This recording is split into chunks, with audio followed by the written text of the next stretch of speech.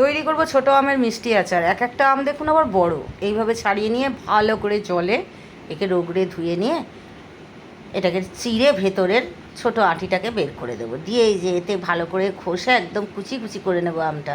কড়াতে একটা মশলা করে নেব, 5 ফোড়ন, রাঁধুনি, শুকনো লঙ্কা সামান্য 1 চামচ করে দিয়ে গুঁড়িয়ে নিলাম।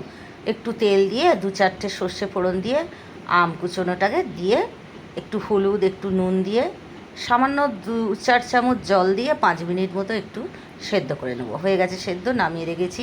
1 বাটি চিনি, আধ কাপ জল দিয়ে একটু রস করতে দেবো, একটু আঠা মতো হবে। সেদ্ধ করা আমটা দিয়ে মিনিট 2-3 নেড়ে নেব।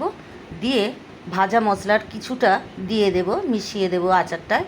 এই যে হয়ে গেছে, এই যে ঢেলে নিলাম। অপূর্ব খেতে এই ছোটো আমের মিষ্টি আচার। সেটা নিয়ে চলে এলাম রোদে, বাকি মশলাটা দিয়ে দিলাম। 2-4 দিন রোদ খাইয়ে বয়মে ভরে নেব। রুটির সঙ্গে, ভাতের সঙ্গে দারুণ খেতে লাগবে এই ছোটো আমের মিষ্টি আচার।